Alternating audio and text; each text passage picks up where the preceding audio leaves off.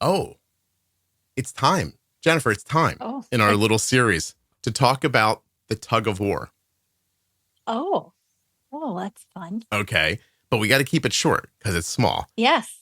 The tug of war. Well, this is just, it's easy. Yeah. You think so? Well, I think I hate the word easy in diabetes because I think when you're starting out, it doesn't seem easy. And then as you move further along with things, easy is a word for some pieces of it, but other parts of it change and it isn't quite easy until you figure it out. So anyway, tug of war. I always tell people diabetes is never going to be easy, but one day you might be so good at it, it could fool you into feeling like it's easy. So this has come up in episode 156, 214, and 1220.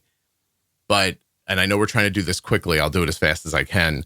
I was once on a phone call helping a young mother of a small child with the kid's diabetes. And I realized that the mom was not in any meaningful way pre-bolusing meals. Mm-hmm. And I tried to explain it to her. And then she asked why. And then I tried to explain to her why. And I thought I had done a pretty good job. And she said, "I'm sorry, I don't understand." Still don't get it. Yeah. And I was left with a moment of like, this person, like, first of all, I'm not a doctor. Like, somebody put me on the phone with this girl, but she was like 20, 21 years old. And she had already had like a 3-year-old baby. The baby had type 1. And I just felt like I can't, like, if I hang this phone up and don't find a way to help her, it's going to be horrible for her. It's going to be horrible for the kid. Like, I felt very responsible. Sure. So I just reached down into my wherever and started talking. And I said, "Have you ever like been in a tug of war, like at school?" And she was like, "Yes." And I go, "Okay, so like instead of there being people on both sides," and I'm freestyling this whole thing. I'm like, instead of there being people on both sides of the rope, why don't you imagine on one side is insulin and on the other side is carbs or anything else that tries to make your blood sugar go up?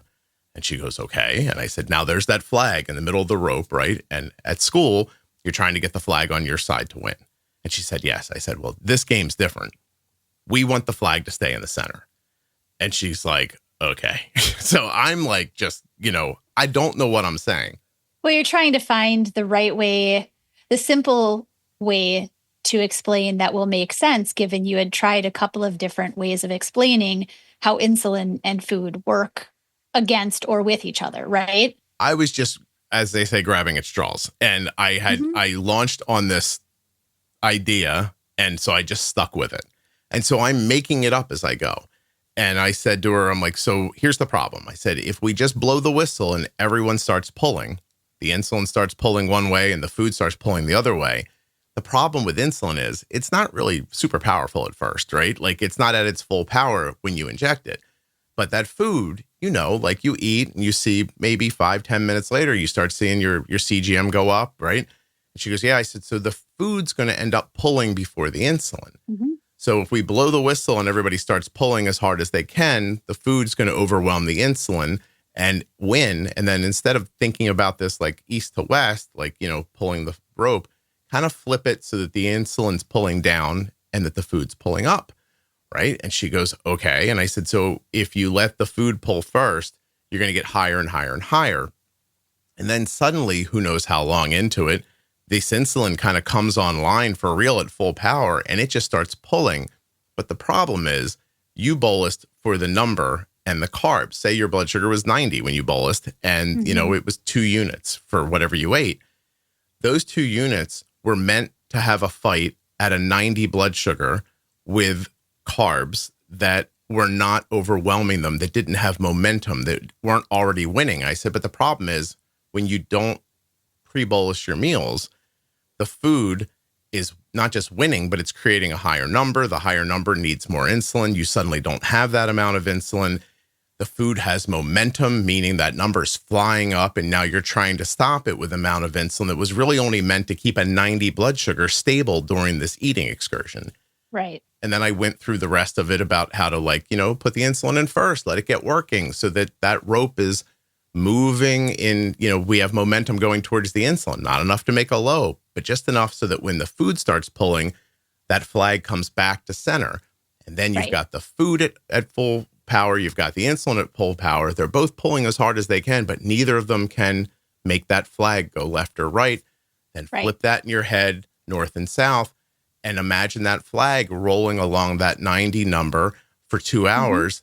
That's a straight line on your CGM. That's when you see people who like bolus and have a straight line on their CGM. That's what's happening. And she just goes, oh, I understand. And it was like the end of it. And I was like, okay, great. So it worked so well for her that I said it in the podcast. And then I said it again. And then one day, and I mean this sincerely, Jenny might not remember this, but one day Jenny complimented me about it. And it was like one of my nicer moments around diabetes. Oh. Do you remember that by any chance? I think so, yes. Yeah, you think so. You don't remember. We talk about so many things. I know. I'm quite sure that I did because it is. It's a really easy. It's an easy way to understand.